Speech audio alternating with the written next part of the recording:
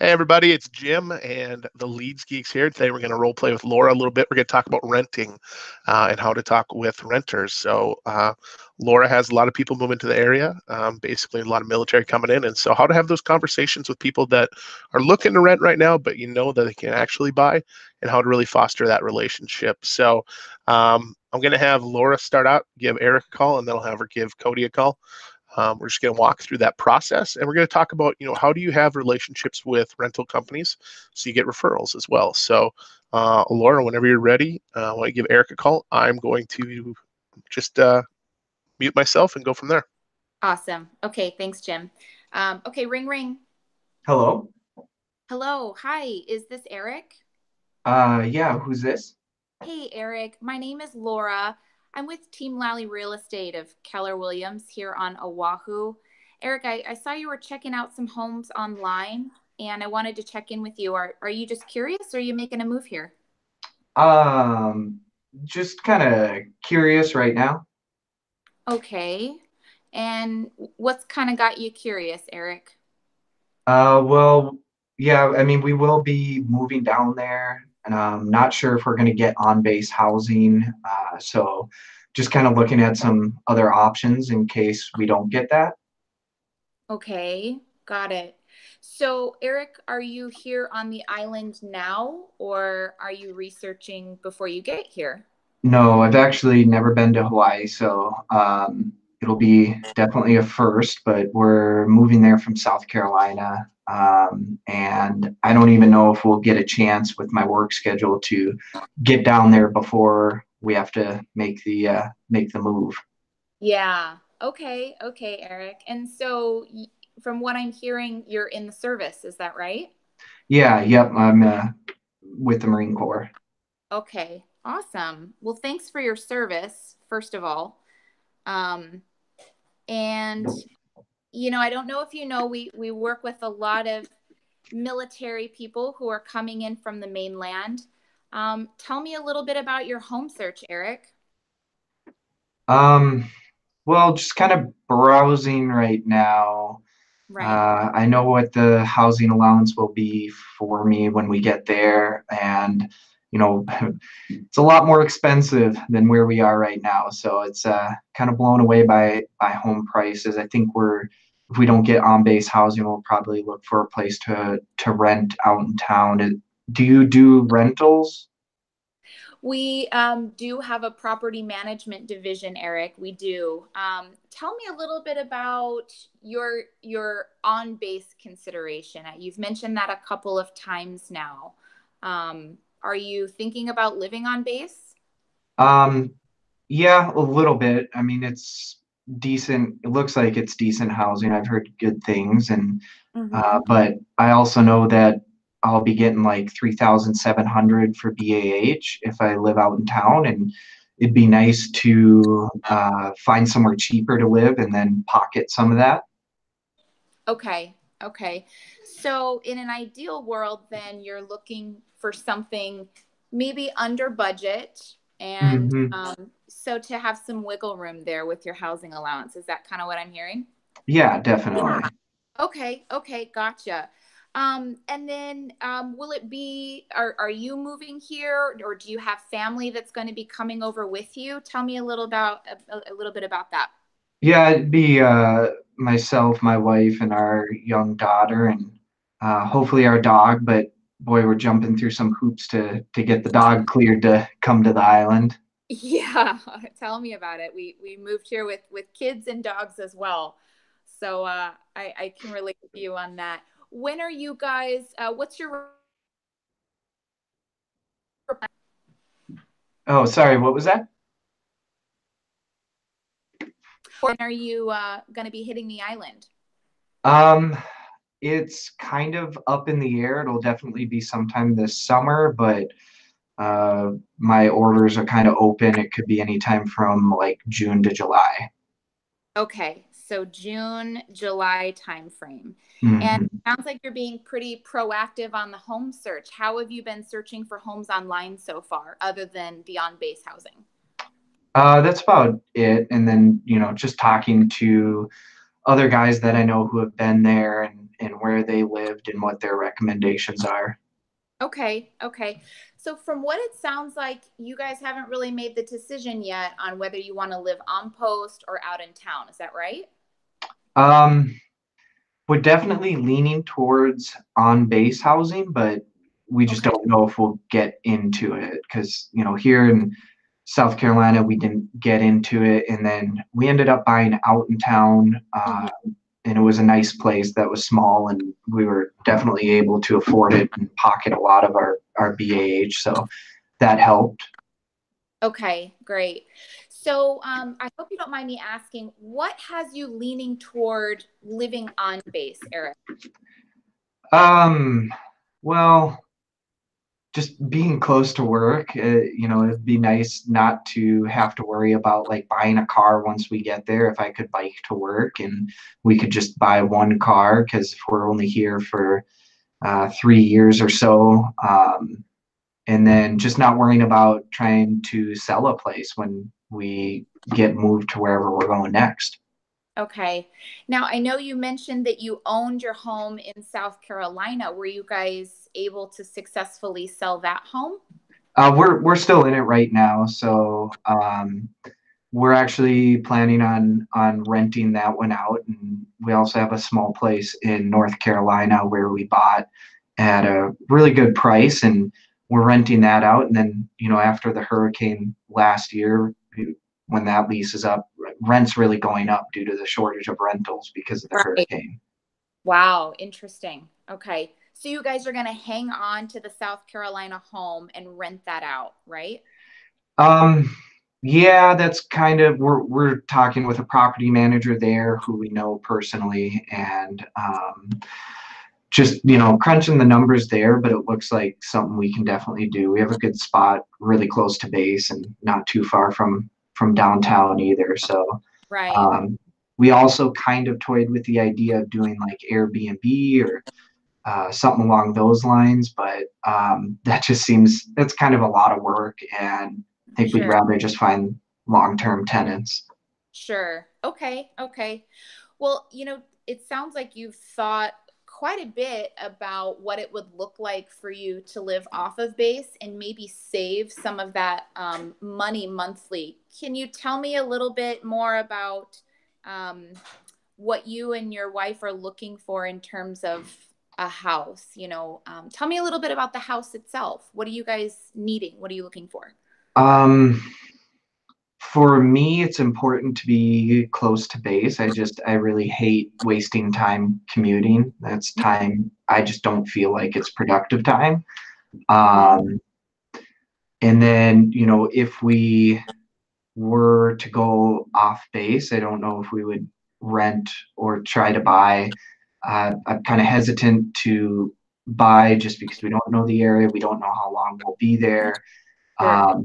It's a tropical environment, and I grew up in North Dakota, and South Carolina is as tropical as they get. So I don't know, like every time I move somewhere new, I have to learn. I didn't even grow up with AC, so learning how to like annually service air conditioning was a thing that I had to go through.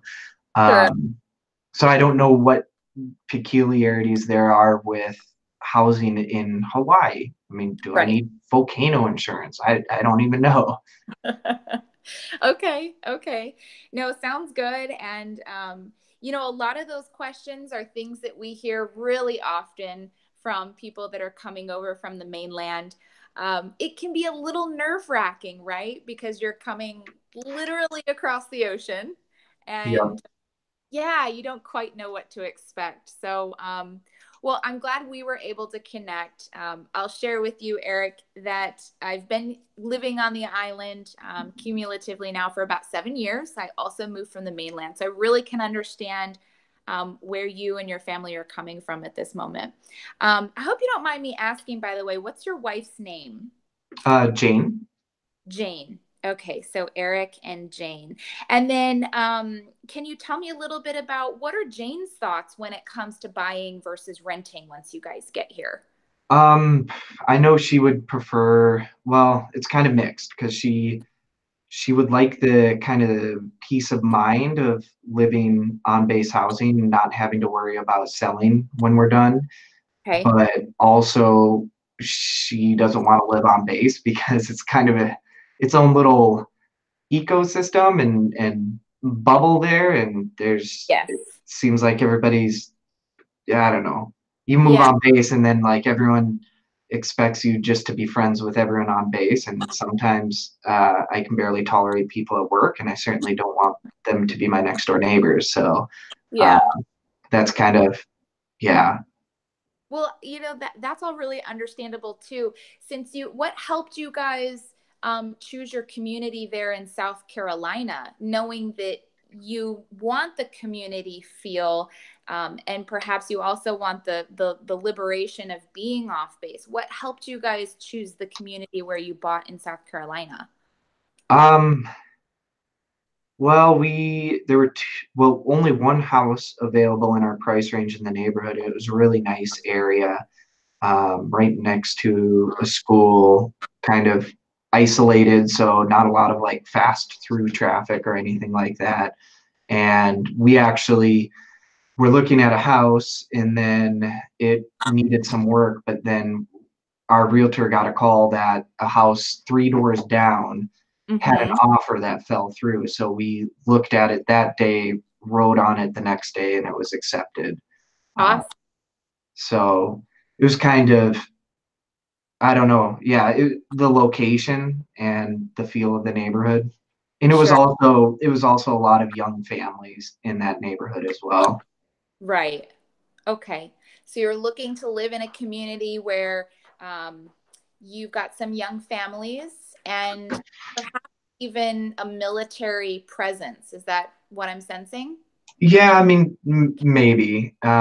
We had a couple of families in our neighborhood that were military, but it wasn't like every single person. So that was really nice.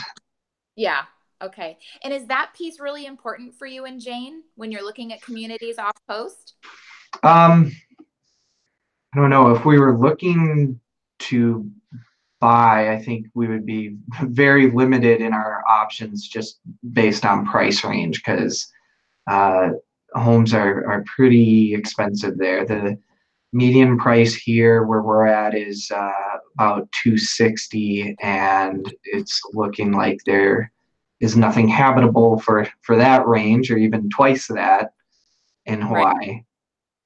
Right. Well, with the housing allowance of 3,700 that you mentioned earlier, how far below that 3,700 would you be looking to stay? Well, yeah, that's the biggest housing allowance I'll ever be, receiving probably. And um, it's hard to say because once again, like I don't know, are utilities more expensive there? What's the electrical consumption that we'll be going through with air conditioning? Hmm. How much are we going to be spending just on commuting and gas? And so kind of need to do some preliminary work there. I like to crunch those types of numbers quite a bit Okay. and factor in all of that. So I don't really know, but Okay. I would feel very hesitant to go above 3,000 a month. Um, and the 3,400 would probably be like absolute max. Okay. Okay. Well, and what I'm hearing, Eric, is really that the numbers have to make sense for you and Jane and your family. Hmm. And that's certainly something that we've found out that we can make happen for clients. You know, $3,000 here for a mortgage is still a pretty healthy budget. I'll share that piece with you. Um, Over the course of the last 3 years or so, we've consistently seen home values rise. And so, if we can help you crunch the numbers ahead of time and make sure that it makes financial sense for you and Jane, and your family, would it make sense to take that 3,000 a month and be able to earn that back at the end of your tour by possibly selling or maybe even renting the property out once you move away? Yeah, that's something, once again, like Mm-hmm. thinking long term, I don't know what property management rates would be there or what that would look like. Just I've been close to North Carolina, so if I have to run back there for our house there, it's pretty quick and easy. Sure. And, what's it going to look like being a landlord from Hawaii for two properties on the East Coast? And what's it going to look like when I go back to the mainland? Or what if I go to Japan next? And then Right. so there are some things. But yeah, I mean, I guess working numbers on that, it certainly wouldn't hurt. And it could probably help to give some clarity to my wife, who's really a little more uneasy about these big steps. Okay. So Jane is a little uneasy about some of the bigger decisions kind of involved with this move. Yeah, just the quick and easy fix would be to live on base and then not have to worry about selling or property management or anything like that. Right. Um, but I don't think values in Hawaii are going to go down anytime soon. Um, so that's Right. one thing. But yeah, we'd probably be looking, I don't know, at like a condo or something, because if we can do an Airbnb, that might be something that's more profitable there. And that's something I'd be open to. Okay. Okay. Great. Well, and I'll share this too with you, Eric. We've helped a lot of families build wealth, a lot of military families build wealth over the course of the years by investing in a home while they're here on duty. And what some of them choose to do is sell when they leave, and then they get all of that housing allowance back. And then in some cases, we help them crunch the numbers and see if it makes financial sense for them to rent out the home. Um, Mhm. so if we can help you and Jane do that, um, would you guys be open to that? Would that be helpful to you if we can help you understand some of those costs before you even get here to the island? Yeah, definitely. Okay. Yeah, because like I said, I mean, there's so much that I don't know about Hawaii, and uh, Yeah. just the daily expenses and everything that goes into owning a home, and what are property taxes, all sorts of stuff. Okay. We can definitely help. I mean, we can get all of those questions answered for you ahead of time so that you and Jane can really make a decision that makes the most sense for your family. And the good news is you guys have a few months before you head this way, so we can help. Yeah, Yeah. So, in mentioning the home and things like that, I have some communities in mind that I can recommend to you. But tell me a little bit more about what you're looking in the actual home that your family will be living in. yeah. We're open to a lot of options, but definitely at least two bedrooms. Three would be preferred. Two bathrooms is probably going to be a deal breaker for Jane. She likes to have her, another bathroom in the house. Okay. And I mean, that's really it. We understand we can't be picky with the short turnaround, and there's going to be limited options for us. Okay. Well, and I'll share this with you too, Eric. We are seeing more of a buyer's market right now. So I'm going to set you up on a little preliminary search to help you see what's coming on the market. And you might notice there's a lot more inventory than you think that's available right now for you and Jane. So two bedroom minimum, but you're looking Mhm. 3 bedrooms, right? Do you guys have any family or friends that are planning to come out and visit while you guys are living here? Uh, I'm sure there will be plenty that yeah, plan Yeah. trips once we make the move. Okay, so it would be nice to have a guest room then, right? Yeah. Okay, great. So besides the 3 bedrooms and 2 bathrooms, which is a non-negotiable for Jane, anything else I should keep in mind? Um, no, I don't think so. Okay, okay. So Eric, just kind of based on our conversation so far, If you haven't already, I would really recommend we get you connected with a lender here locally in Hawaii. Have you reached out to any lenders yet? No, not at this point. Okay.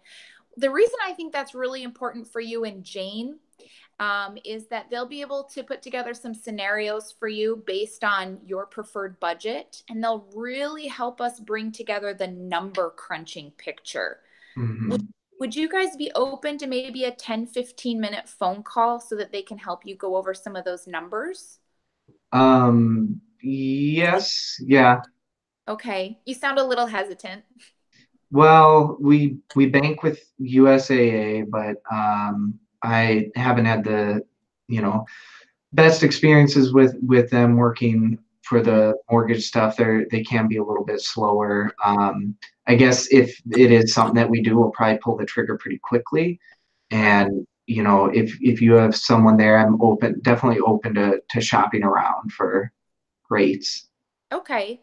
Well, and at $3,000 a month, you're looking at a pretty significant purchase price. I mean, would it make Mhm. sense to at least just get a second opinion?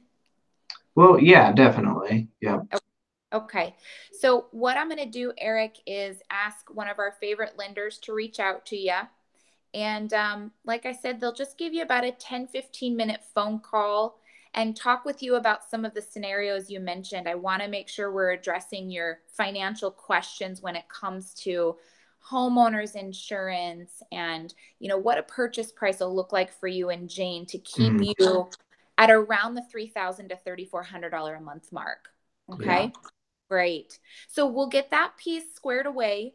And then at the same time, what I want to do is be proactive and start to look for homes in some of the communities that are close to where you're going to be stationed. Since you're in the Marines, Eric, are you going to be stationed up at Kaneohe? Yep. Okay, great. So I know it's really important for you to be close to work. So what I'll do is concentrate on the windward side of the island for you because that's where you're going to be stationed. Okay, Okay. awesome. So what we'll do from here is I'm going to have the lender reach out to you, and they won't put you in a headlock or anything like that, but they'll really be able to bring some clarity to the financials for you. And then at the same time, I'll put out a search for you and Jane to see what we've got in that Kaneohe area that really fits what you guys will be looking for. And then anything that you're interested in, I want you to shoot me a message back through Okay. that Yeah. site. It'll come directly to me, Eric. And then as we get a little bit closer to go time, so to speak, then we can run some financials on any of the properties that you're interested in, see what they might rent for down the road, and just help you guys really make a good financial decision when you get here. Okay. Okay. Yeah. Okay. Awesome, Eric. Well, that's what I'm going to do now. When's a good time for me to have Pacific Rim Mortgage give you a call? Um, I don't even know what time it is there right now, but pretty free in the evenings after 5 p.m. Eastern Standard Time. Perfect. Okay, perfect, Eric. So what I'll do is have them give you a call this evening, maybe around 5:30, so you have a little bit of time to settle in. And Hmm. they'll talk with you and Jane a little bit about what your financials will look like coming out here. Okay. And then once they follow up with you, I'll continue to follow up as well and check in with you guys, and we'll go from there. Okay. Sounds good. Great. All right. So that's kind of our game plan. It was great talking to you, Eric. Thanks so much for taking my phone call today. Yeah. Thanks. All right. We'll be in touch. Okay. All right. Bye Bye. bye. Okay. All right. So how did you feel about that call, Laura? I feel good. I think overall I feel good. I would say I would probably give myself a 6 to maybe a 6.5 out of 10. Um, I felt like he was cautious and reserved, so I felt like he was more of a C. The financials were really important to him. So my job at this point, I didn't feel like would be to try to set a virtual appointment with an agent. My job at this point is to just start to initiate the process and for him, at least, a lot of that value lies in talking with the lender and making sure that it made financial sense. Mm-hmm. So those are the steps that I would have actually taken on that exact call. Yeah, and I think those steps were fine. Cody, what was your feedback? So one of the things that I noticed right away is that, you know, you did a pretty good job of diving into fears, but the one that you really focused on was the renting versus buying, and you spent the majority of the call focusing around that without actually coming to a solution, which can be problematic. I think Eric was a little more patient with it, but you're going to see a lot of people who just aren't. But you did a good job of diving into that, but I think it took a little bit too long for you to get to a solution, which meant you were actually getting into house details and what they were actually looking for much, much later in the call, which then, you know, necessarily wasn't a big deal on this one, but, you know, statistically, I don't think you'll see that as much. I think you could have booked it virtually. I think I would have, because it's one thing for them to get set up on a search, but at the same time, they're also looking at on-base housing. And if they don't have a direct resource for, you know, what they're going to be looking at buying on the island, it's going to be a hard value proposition for you to then come back, you know, when they're X amount of months out from, you know, making the big move to the island and saying, well, you know, we talked about this before. Why don't we, you know, it's hard to mentally switch gears like that, especially when the consumer kind of gets in a track. But overall, I think it was good. You did a really good job of diving into that, you know, renting versus buying fears. You did come to a solution, you know, towards the end of the call. And yeah, I think you did well overall. So help me with this. So then would you have gone more toward the solution when we're talking about that particular piece of it, and then come around back with things like home details? I think I would have. I think one of the things that you did was you were diving into the buying versus renting conversation. And at the end of the day, it comes down to one solution, and that's the numbers need to make sense for them. Yeah. I think you rephrased that 10 different times, but came to the same solution every time. Yeah. Numbers need to make sense. Let's figure out the numbers, which could have been a simple, okay, let's get you connected, you know? Yeah. So not a bad thing. And, you know, just something to be cognizant of. Yeah. And I think my personality is I do that with high C's. I'm so nervous to be more direct with them that I really you're right. I almost reiterate too many times. I overdo it. And so it really is okay to still be a C, but rein it in and be more direct. Yeah. And I think at the end of the day, it's not even so much that, you know, you're pushing them into something. It's, I have a solution. Let's talk about the details, but I'm going to give you this solution. Okay. I have a solution. I'm literally writing that down. Jimmy, what do you got? Yeah, I think that's kind of what my points were going to be is, you know, I have a solution, and the solution is A, show you that the numbers make sense with buying, or B, you don't want to buy, and connecting you with a renter. Either way, they need me, and I'm still that point of contact, and I'm their resource. Okay. There was one thing at the beginning that annoys me a lot. I'm going to have Eric and Cody give their perspective as people that are currently in the military and currently discharged from the military that have retired. I know you're a military wife, and so when you say it, it comes across actually genuine, but I want to hear you guys' perspective of thank you for your service. Yeah. It always feels awkward, no matter how many times I've heard it. I always recommend just not saying that. Cause it can be awkward. Yeah. My husband hates it. So I don't know why to do it to others. It makes him feel so uncomfortable. Yeah. Yeah. Did it to you? Yeah. So it is awkward. And maybe if I had been like a non-military person role-playing military, I would have expected that. But as actual former military, role-playing active duty military, it still felt really awkward. Yeah, that I would just get rid of it. A better way would be, you know, and you did get to it, but just, what branch are you in? And if you want to go down even deeper, you know, what's your MOS? What unit are you going to be with here? Stuff like that. So there are better ways to, I think, dig deeper into the military career. Yes. Yeah.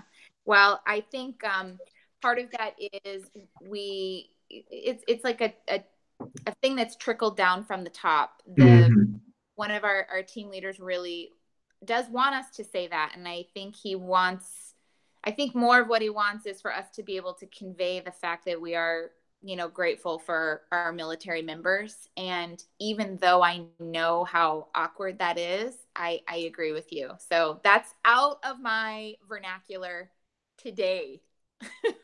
So thank you. Yeah, so I want to come back on that. Can you guys hear me okay? My headset died, so I had to switch to my exterior mic here. So when I hear people say, and especially in real estate, when I hear people say thank you for your service, one of the first things that kind of comes to mind is sorry for your loss. The reason being is that those two phrases are almost identical, because when you get to the root of that question, what are you actually trying to do? You're trying to convey an emotion first and foremost. In this instance, we'll focus on that gratitude. And you're also trying to build a connection. But what it does is it just kind of glosses over, and it makes it not about that person, and it makes it about yourself. In the same way that if I say, oh, I'm so sorry for your loss, it's not necessarily about your loss. It's about how I feel, and look at how I feel. Thank you for your service. I'm grateful for your service. Check that out. Look at how I feel. And Eric, was spot on there. There's ways to build that connection and build an authentic connection by asking better questions. Things like, simpler things like, how long have you been in? Why did you join? What, have you always been in that MOS? Things like that will build a lot more authentic, because it actually gives them an opportunity to talk about themselves and the things they value, and the person that they are, and all within the construct of, yeah, I'm in the military and this is my story. Love it. Additionally, just Cody, you might have to mute. Thanks. Empathizing with the fact that military personnel move a lot, and it sucks every time. Every time. So I've talked to people and joked around like, oh, you're in the military, so this isn't your first move. How much notice did they give you? Stuff like that. Or, when did you find out you're moving to Hawaii? And a lot of times it will be like, well, I got my orders last week. I now have 3 to 4 months to find a home and totally relocate my family. So adding like a lighthearted empathy in there about that can go a long ways and build that connection as well. Yeah, I think those are really good points. And I think out of this whole role play, that's probably the most valuable stuff we just talked about. Because we talk to a lot of military personnel up here too, and we want to have an actual connection. I don't want to just gloss over things. I want to actually know, why they joined, what do they do, what is their MOS, things like that. So I think you did a good job. I think the big thing that we talk about is, so let's say this call went the complete opposite way. They decided to rent, you hooked them up with a rental agreement. Let's talk about the process, because that's a good pipeline for your next year. I know Eric and Cody have built up their pipeline with renters this last couple of years. So let's talk about that. How often are you calling them back, Laura? Once a quarter. Okay. Once a quarter, I will. Well, so when they first arrive, I do offer value in helping them with, if there's anything, local places, guidance. I'll even say, if you just need a good burger joint, let me know. I'm your girl. And things like that. And so what I'll do is I'll call them after about 90 days and I will ask them, how are you settling in? And that's it. It's I don't say anything about, real estate really. It's just, how are you settling in? We talked a few months ago. I know you were debating. I'll ask them a little bit about the community that they ended up selecting. And then sometimes if the conversation allows, I'll say, well, I know you were debating between, Kailua and Mililani. What made you go with Kailua? I like them, and that's really it. So the first 90 days, that's those types of calls, and I just let it go every 60 to 90 days. But I call them at least once a quarter is how I set up my to-dos. But in between there, there's texts or emails. So if we're having an event at the team and I'm like, hey, you guys ended up renting right up the road. Why don't you swing on by for Valentine's Day and grab a box of cupcakes, even though they're not clients of ours yet. I'll offer those pieces of value. And then we've got, community events and things, and I try to stay on all those Facebook groups. So if I get linked up with one of those and I know they're in Kailua, for instance, I'll shoot them that email and say, hey, I didn't know if you heard about this. I thought you and the girls might enjoy it. Those types of things. But once a quarter, I'm setting a phone call. And then I would say 90 days prior to their lease expiring, I'm calling them because their lease is about to expire. And so I want to know, what are you guys going to do this next year? What are your plans? So that's basically my plan. What do you guys do, or what's your insight? What have you found? Yeah, we try to automate as much as possible, I think is a big thing. So, sending out invites to our events. I think we have 7 or 8 events throughout the year. I lose count. I know we have a lot. So, we'll send them an invite for Pi Day around Thanksgiving. We'll send them an invite for date night around Valentine's Day. Send them an invite to Hatchstock in the summer. And really just about 6 months out from when their lease is going to be up is when I start really checking in with phone calls and saying, okay, hey, where are you at? I know last time we talked, you signed a year lease. Are you looking at getting into buying now? And checking in at least once a month for those next 6 months. Eric and Cody, I don't know what your guys' strategy are. What are yours?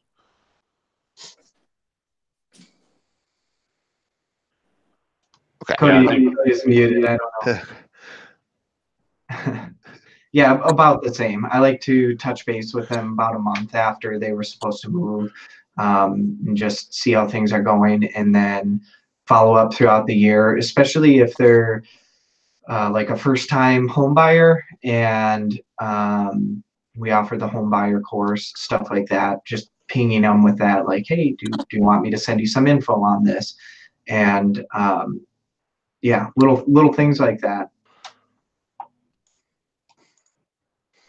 Same thing, Cody.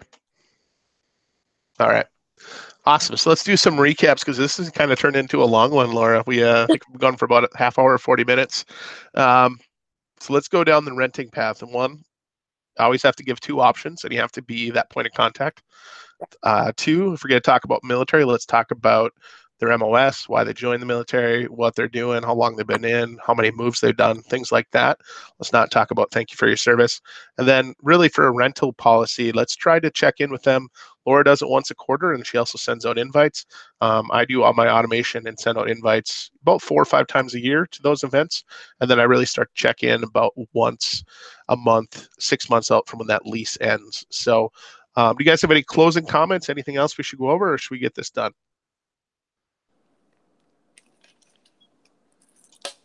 All right. Well, it looks like we're good. So, hey, thanks for tuning in today, guys. Let us know what questions and comments you had. Check out our Pinterest site, as well as our Instagram, our Facebook. If you guys have any questions, hit us up. This is Jim, and thanks for watching Leads Geeks. Have a good day.